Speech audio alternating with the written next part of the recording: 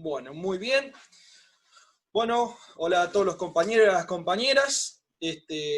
Nuevamente nos encontramos aquí para entrevistar al compañero secretario general de la Federación de Aceiteros y Desmostadores de Algodón, el compañero Daniel Jofra, al cual le agradecemos nuevamente la entrevista, la oportunidad de poder entrevistar y de alguna manera pensarnos como movimiento obrero para debatirnos y de alguna manera desafiarnos para un futuro, ¿no? Así que, ¿cómo estás, Daniel? Ya sé, ¿cómo andás, Andrés? Gracias por llamarme.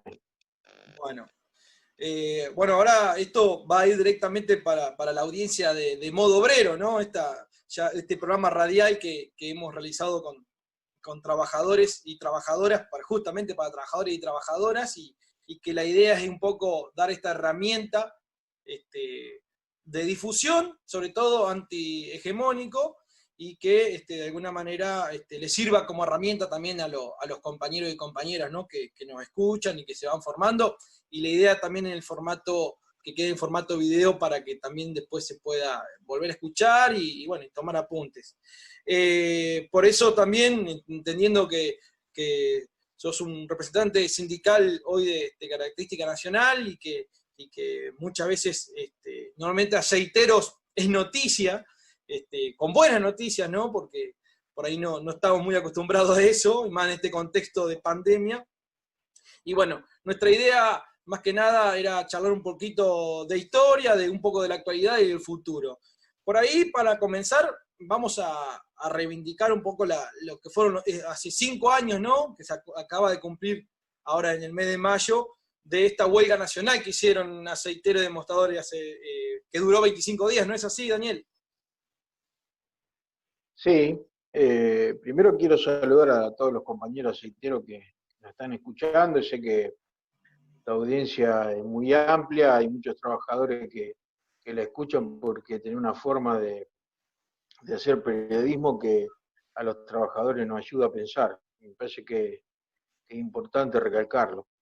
Sí, hoy hace el 29 de mayo hizo 5 años de esa huelga histórica, que nosotros no estábamos acostumbrados a hacer una huelga de esas características. Bueno, vos conocés porque está dentro de nuestra organización, sos parte de toda esta construcción colectiva y bueno, para nosotros fue, te diría, un punto de partida para que nos conozcan y para que vean de que también hay una manera de hacer sindicalismo distinta a la que se venía haciendo, retomando viejas herramientas de los años 60, de los años 70, y que el producto del golpe militar nos arrasó con la mejor, o con uno de los mejores generaciones de dirigentes, y producto de eso, bueno, toda la falencia que tenemos en el movimiento obrero, ¿no?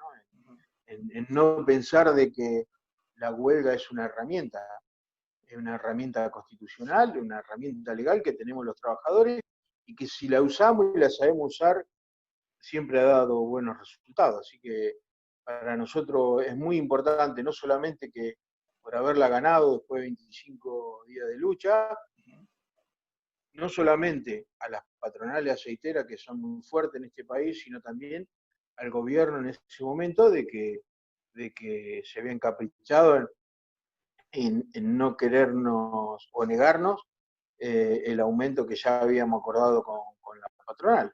Así que, bueno, un poco es reivindicar eso en momentos donde hay un escepticismo hacia el sindicalismo, donde los trabajadores a veces, producto también de los medios que estigmatizan al movimiento obrero a través de algunos personajes del sindicalismo, no para mejorarlo, ni en favor de los trabajadores de la clase trabajadora, sino para que los trabajadores pierdan la esperanza en su dirigente. Claro. Sí, y bueno, eso demostró también una unidad a nivel nacional, ¿no? Porque la verdad que fue una huelga histórica. Por ahí, el historiador, el compañero Noni Cerruti dice no, estuvo el cordobazo, que hace poquito lo recordamos también, estuvo el rosariazo, y estuvo el aceitazo también por ahí, le supo poner también por estos 25 días históricos, ¿no? Que pararon frente a multinacionales, gente con mucho poder, ¿no? O sea, realmente fue histórico, ¿no? Marcó un antes y después del movimiento, de la historia del movimiento obrero también que hacemos de modo obrero, ¿no, Daniel? Sí, entramos en la historia de los vasos, ¿no? Es decir, humildemente, tampoco no queremos Sí, sí, sí. comparar con el contexto histórico del Rosariazo y el Cordobazo, donde había un movimiento político, sindical muy amplio, en donde todos los trabajadores tenían una conciencia de clase, donde había movilizaciones, donde realmente el pensamiento colectivo prevalecía sobre el pensamiento individual. Pero independientemente de eso, por eso es rescatable lo que se hizo en ese momento y después lo que se siguió haciendo, porque eso nos ayudó a muchas huelgas, incluso la huelga que tuvieron los compañeros de Gualeguaychú de más de 70 días y la ganaron, a pesar de la incertidumbre y el escepticismo que había en ese momento, incluso personalmente vos sabés que lo que yo opinaba, y sin embargo los compañeros siguieron adelante y la ganaron la lucha. Sí. O sea, eso es lo que hay que reivindicar, es decir, porque parecería de que nosotros tenemos un equipo donde nos conocemos de memoria y a veces también tenemos nuestras contradicciones y salimos adelante y hay que demostrar también de que a pesar de las diferencias de pensamiento, se construye una sola idea de que es defender a los trabajadores. Y esos 25 días fue eso. Es Sí. decir, a mí me tocó ser administrativamente el secretario general de la federación, la máxima autoridad de los aceiteros, en ese momento, pero desde el trabajador hasta el secretario general todos pensábamos en lo mismo. Y creo que eso fue lo que nos llevó a soportar 25 días de huelga, con más de 300 barcos en el río Paraná, hasta incluso había barcos en las costas de Uruguay, y creo que eso fue lo más importante, la conciencia colectiva que habíamos logrado en ese momento. Sí, y además es también un 25 de mayo histórico porque también fue la Asamblea Nacional, o sea, se hizo una asamblea de base a nivel nacional, lo cual también es histórico, eso también no es normal también esa cuestión, ¿no? Sí, hicimos una asamblea en Rosario, en donde convocamos a todos los compañeros a nivel nacional. Obviamente la pudimos hacer porque estábamos todos parados, ¿no? Sí, un 25 de mayo, en donde se decidió profundizar la lucha hasta que en ese momento era solamente las aceiteras que agrupaba la federación. Ustedes saben de que hay aceiteras que no están dentro de la federación, que la tienen otros compañeros y que bueno, hasta ese momento no habían parado, se habían pasado 20 días y el desgaste era mucho y el riesgo era decir, bueno, o hacemos esto o directamente corríamos el riesgo de perder la lucha. Así que, bueno, creo que fueron estrategias, son estrategias que se van dando de acuerdo a la necesidad de que uno cree como responsable máximo de una organización como la nuestra y las toma.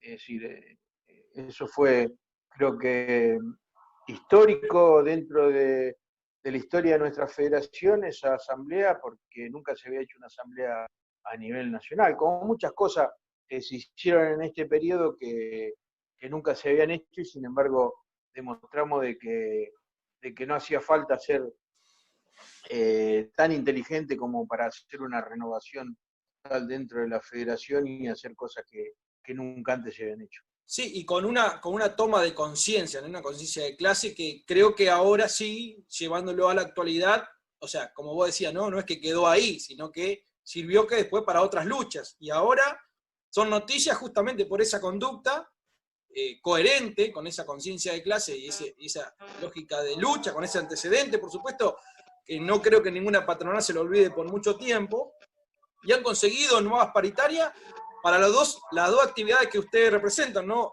Un 25% de aumento, hablando de porcentuales, yo sé que a ustedes les gusta mucho hablar de porcentuales, pero es un 25% de aumento para el sector de aceiteros a nivel país, con un premio hasta entre 55 y 70 mil pesos de premio ahora para este mes.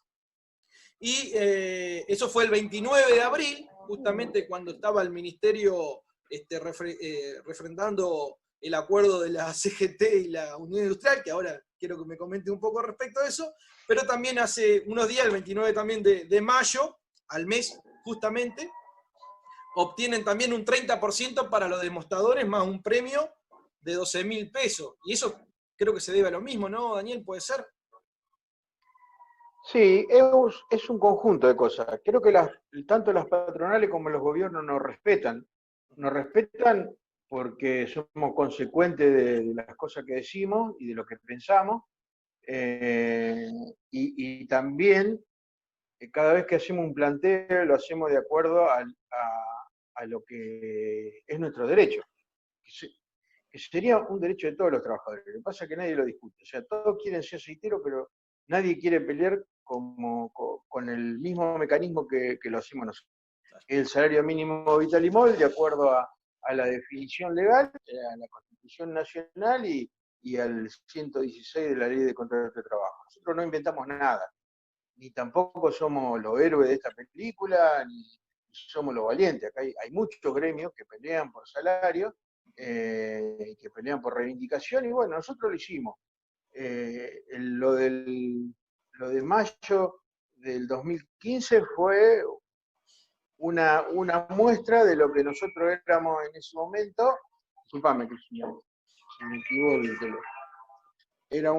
Fue una muestra de lo que nosotros pensábamos, de nuestra conciencia, y lo desarrollamos de esa manera para llegar al salario mínimo vital y móvil. Pero después hemos conseguido muchas reivindicaciones dentro de nuestra organización.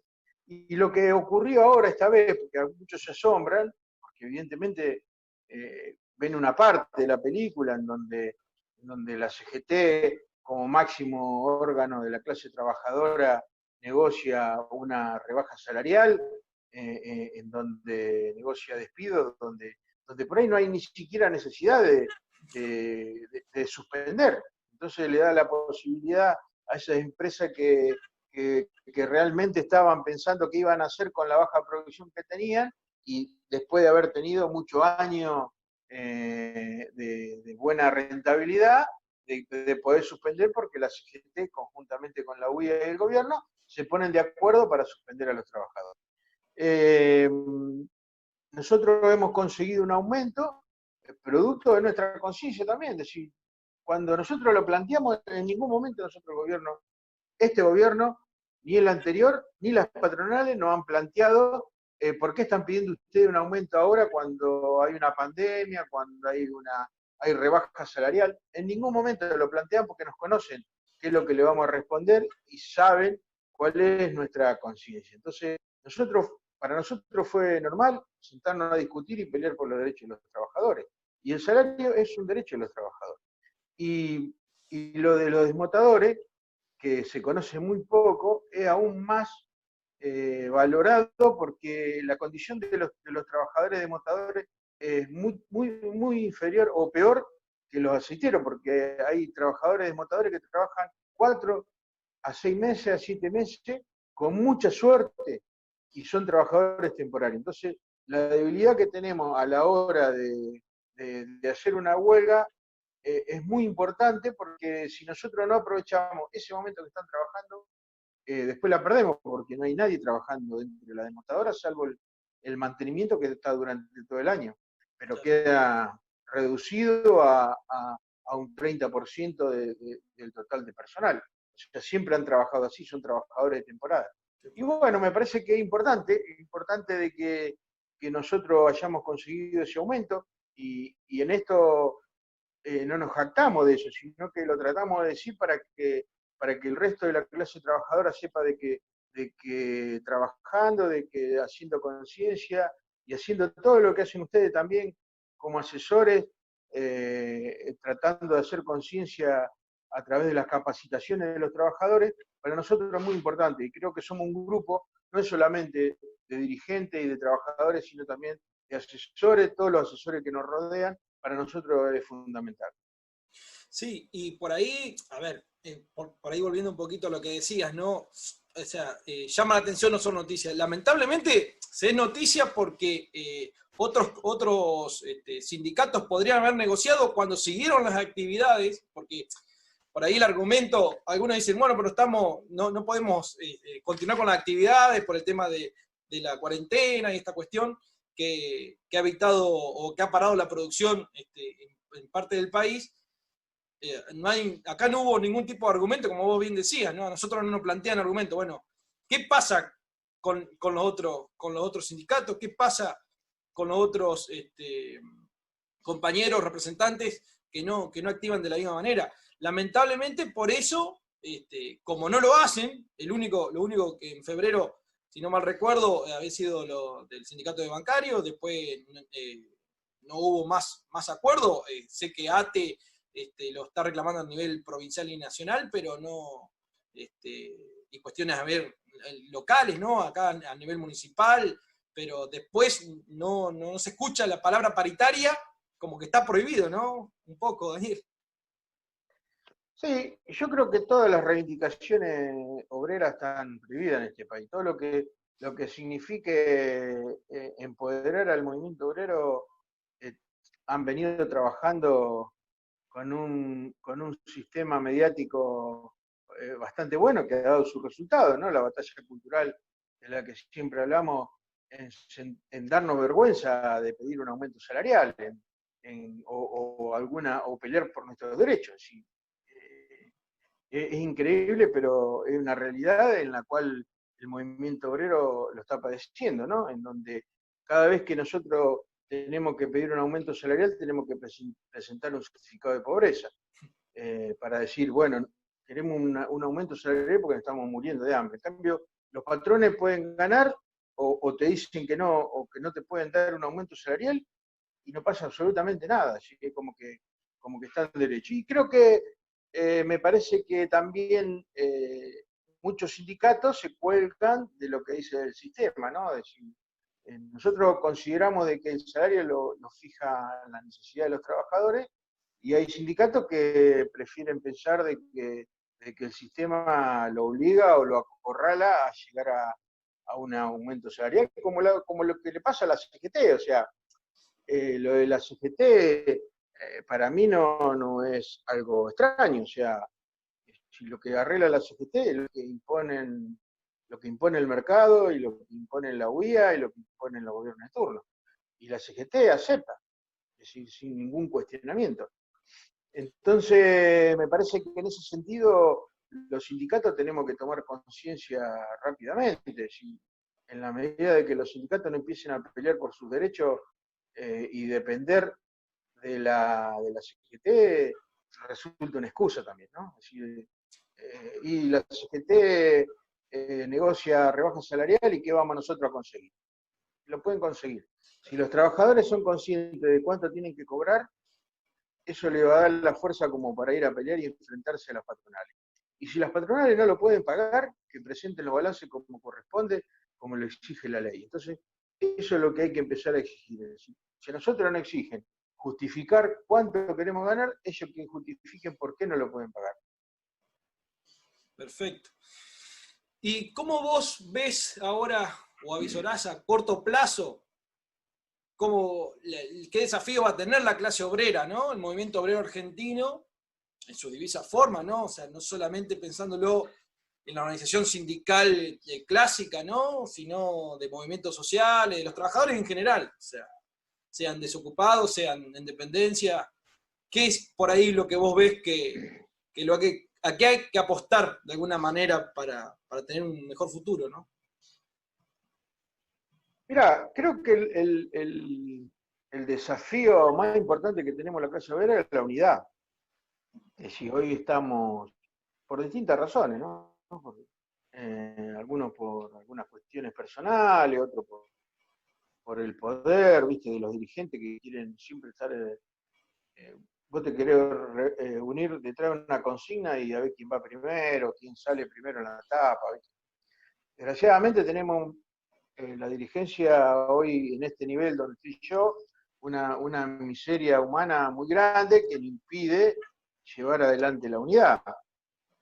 Obviamente que en algún momento la clase trabajadora no va a pasar por encima, es decir, no va a soportar, es decir, hoy hay un 50 o más, un 50% de pobres, entonces, es decir, ¿hasta cuándo va a haber tanta desigualdad? Si mientras algunos viven bien, es decir, los tiempos de los políticos y los tiempos de los sindicalistas no son los mismos tiempos de los trabajadores. Los trabajadores tienen una necesidad y la tienen hoy, la tienen ayer, la vienen teniendo hace 30 años y ya no aguantan más que los sindicalistas le digan, los sindicalistas de traje le digan a los trabajadores que no se puede avanzar, que no se puede conseguir, que hay que rebajarle los salarios y todo lo que está sucediendo.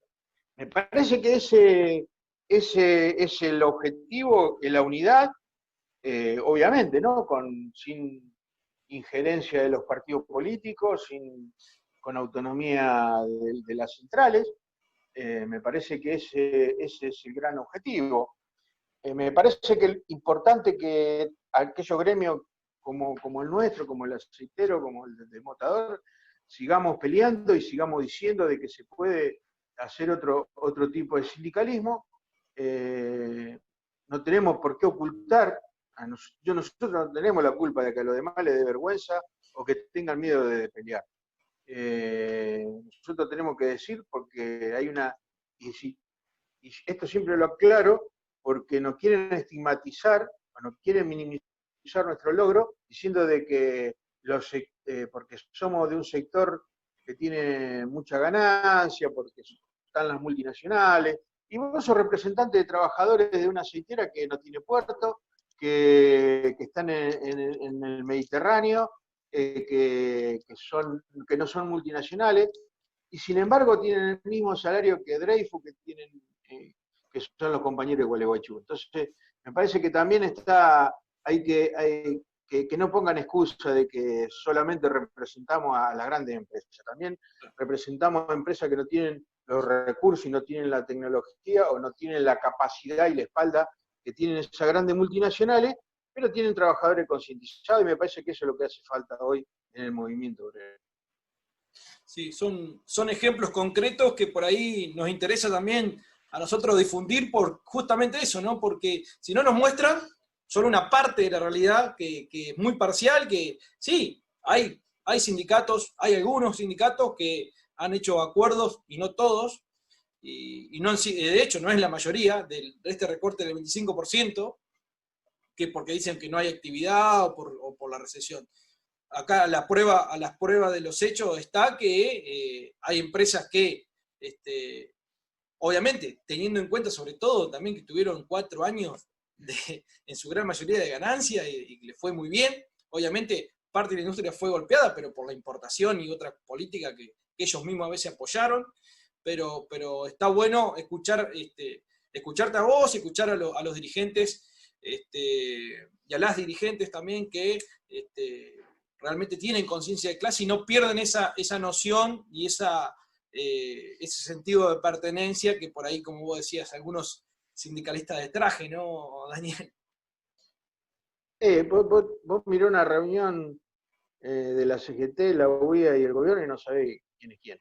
¿Quiénes, ¿quiénes son los No podés trabajadores? distinguir si son representantes de los trabajadores, si son representantes de los empresarios, si son representantes del gobierno.